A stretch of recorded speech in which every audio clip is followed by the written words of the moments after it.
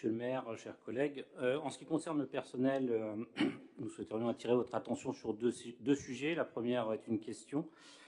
Qu'en est-il du poste de chef du service politique de la ville? Le poste étant vacant maintenant depuis plusieurs mois. Envisagez-vous de recruter un nouveau chef de service politique de la ville, et quand? Une ville comme Hérouville ne peut se passer d'un tel poste. Et vous le savez comme nous, l'absence d'un agent impacte forcément l'ensemble du service, car ces tâches sont réparties sur les autres agents. Le deuxième sujet concerne l'enquête sur les conditions de travail réalisée par les syndicats et dans laquelle différents points ont été relevés. Vous avez été d'ailleurs destinataire de ce document, de cette synthèse qui est quand même alarmante. Et nous souhaiterions vous interpeller sur quelques données chiffrées sur le retour des agents. Alors, il faut savoir qu'il y a un taux de réponse de 32% sur les 520 agents questionnés.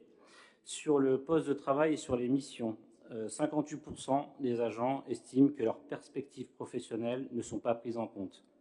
De nombreux agents dénoncent un manque de reconnaissance, une mauvaise organisation du travail et une communication insuffisante. Sur la charge de travail, 74% considèrent leur charge de travail excessive. Plusieurs témoignages évoquent un manque de... Excusez-moi, monsieur Joly, là, vous êtes un peu hors propos. Je veux bien qu'on évoque ces sujets. Mais là, on est sur une délibération, certes, qui concerne l'emploi. Enfin, oui. De poste, mais je pense qu'on ne va pas mélanger les serviettes et les torchons. Je pense qu'on peut aborder ces sujets un peu plus tard. Mais moi, j'aimerais que vous posiez des questions. Moi j'ai envie de vous interpeller sur la synthèse des questionnaires qui a été réalisée auprès de 520 agents.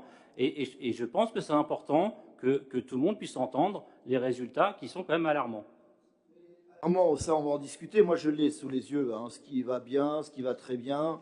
Est-ce qu'on peut laisser M. Chadli finir son intervention, s'il vous plaît? Moi, j'aimerais qu'on ne pas se couper la parole. On n'est pas dans une foire d'empoigne, on est dans un débat en conseil municipal où chacun intervient l'un après l'autre et où les gens s'écoutent. Merci.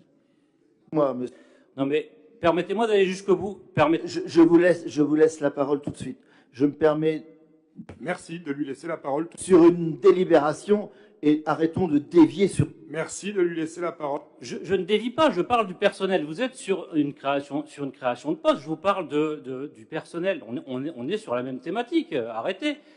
Si pour vous, ça n'a pas d'importance de parler des conditions de travail des agents, bah dites-le, mais laissez-moi parler. Allez, monsieur Chadli, vous finissez, s'il vous plaît. Alors, je répète, la charge de travail, 74% considèrent leur charge de travail excessive et plusieurs témoignages évoquent un manque de personnel chronique, une pression excessive et une désorganisation. Sur les horaires et sur les rythmes de travail, 80% jugent leur horaire et leur rythme trop contraignant. Le souhait de télétravailler, puisque jusqu'à aujourd'hui ils n'ont pas la possibilité de télétravailler, est réclamé par plusieurs agents. Lié notamment à l'environnement de travail, sur l'environnement de travail, 68% trouvent leur environnement de travail inadapté. Les nuisances relevées, bruit, température inadaptée, matériel obsolète, open space bruyant, manque d'espace de pause. Ça, c'est pas moi qui l'invente, ce sont les résultats. Il faut l'entendre, monsieur Mata. Oui, bah, vous apprenez rien, mais peut-être que les autres apprennent. Donc, je vais au bout. 55% ressentent un mal-être important, soit plus d'un agent sur deux. 77% perçoivent une pression croissante sur leur travail et plusieurs signalements de burn-out, harcèlement moral et épuisement. Et les problèmes rapportés, manque de communication, absence de reconnaissance, pratiques autoritaires, injustes et arbitraires. Bon, je ne l'invente pas, monsieur le maire, vous êtes d'accord avec moi? Le questionnaire met donc en évidence un profond malaise au sein des équipes, marqué par une charge de travail excessive, un manque de reconnaissance et des conditions de travail jugées difficiles. Nos propositions, plus d'écoute, de respect et d'équité, une réduction de la charge de travail par des recrutements et par le remplacement des agents absents, en finir avec l'auto-remplacement, ce que disait mon collègue tout à l'heure, M. Louvet, une amélioration de l'environnement, autoriser le télétravail, au moins une journée par semaine, bénéficier de meilleures conditions matérielles et une meilleure organisation, une revalorisation salariale, une reconnaissance des compétences et une possibilité de départ en formation, ce qui est apparemment pas mal freiné par les élus.